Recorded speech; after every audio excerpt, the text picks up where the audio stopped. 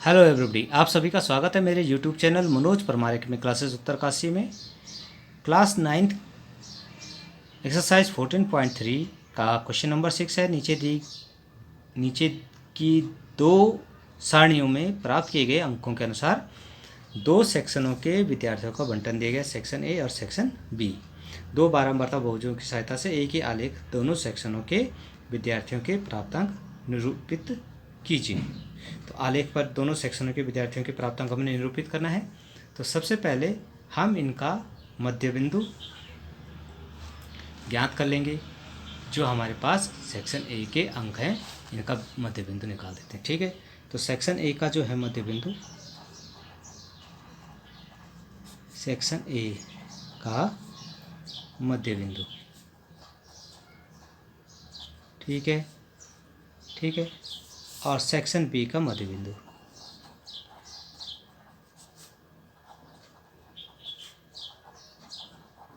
मध्य बिंदु। अच्छा, section A का जो मध्य बिंदु है उसको हम कैसे ज्ञात करेंगे? हमें पता है lower limit plus upper limit upon 2, 0 plus 10, 10/2 कितना हो जाएगा? 5। 10 और 20 का मध्य बिंदु, 10 और 20 30, मतलब 15।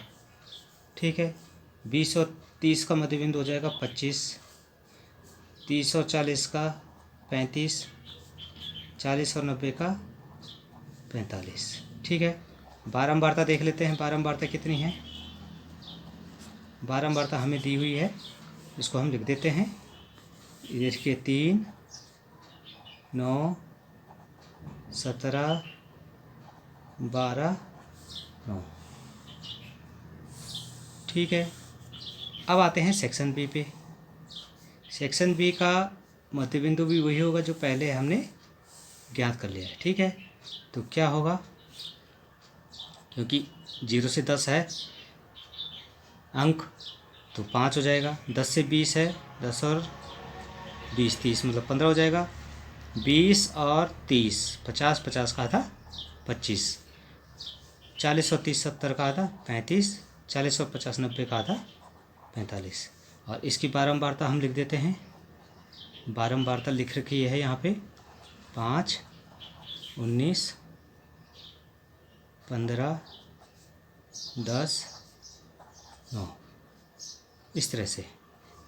ठीक है, अब ध्यान देंगे, दिए गए वर्गों के सापेक्ष उनके हमने मध्य बिंदु ज्ञात कर लिए हैं। ठीक है, प्रत्येक वर्ग के मध्य बिंदु को हम भुज और बारंबारता को कोटि मानते हुए इसके निर्देशांक हम लिख देते हैं। तो सापेक्ष बिंदु के निर्देशांक,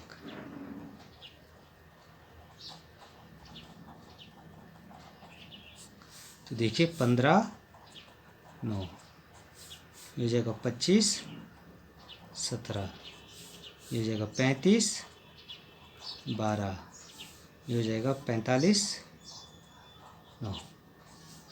इसी तरह से यहाँ पे भी सापेक्ष बिंदु के निर्देशांक, सापेक्ष बिंदु के निर्देशांक, तो देखिए क्या हो जाएगा? 5, 5, 15, 19, 25, 15, 35, 10, 45, 9। इस तरह से ये हमारे पास निर्देशांक बिंदु आ गए हैं। अब हम इसको ग्राफ पेपर पे बनाएंगे।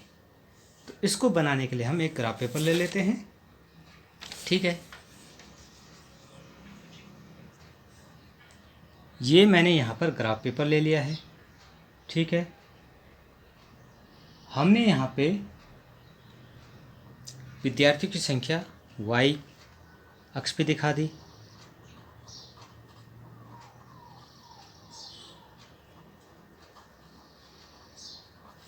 और यहाँ पे जो बारंबारता है अंक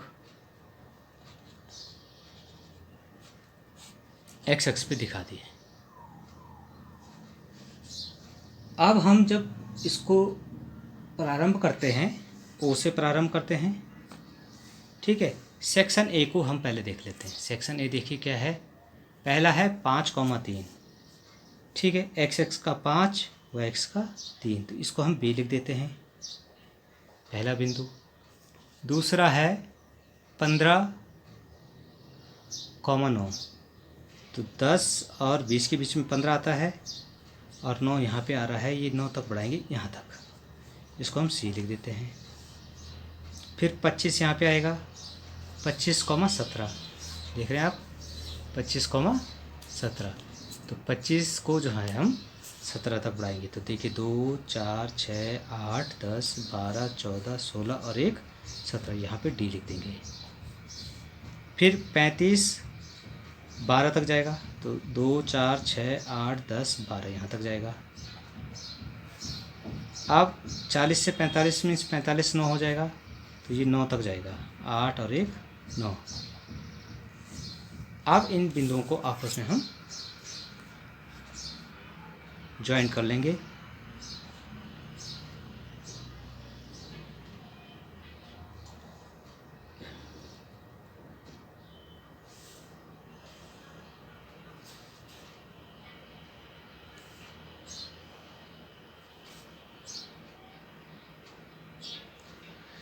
ये हमने इसको ज्वाइन कर लिया है,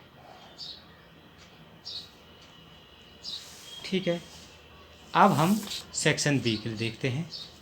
सेक्शन बी के लिए सबसे पहले बिंदु 5,5, तो 5,5 जो है ये आपका यहाँ पे आता है, इसको हम लिख देते हैं बी डैश। दूसरा है 15,19, तो ये 15 वाला बिंदु है, 10 और 20 के बीच में 15 हो जाएगा, तो 15 वाला जो है 19 तक जाएगा, तो 2 4 6 8 10 12 14 16 18 और 1 19, यहाँ पे सी डैश लिख देते हैं। फिर 25 15, इसको जो है 15 तक ले जाएंगे, 14 और 1 15, ये हो जाएगा डी डैश, ठीक है। 35 10, इसको ले जाएंगे तो ये 10 तक जाएगा, ई डैश। फिर आ जाएगा 45 9, तो 45 को हम फिर 9 तक ले जाएंगे। अब इन पॉइंट्स को हम ज्वाइन कर लेंगे, ठीक है। ज्वाइन करके देख लेते हैं, तो देखिए पहला पॉइंट ये ज्वाइन कर दिया हमने, दूसरा पॉइंट ये हो गया, तीसरा पॉइंट इधर आ जाएगा, चौथा पॉइंट ई डैश और डी डैश को हम जोड़ के प्राप्त कर लेंगे, ठीक है। पांचवा एफ, और इसको हम सीधे 50 पे मिला देते हैं।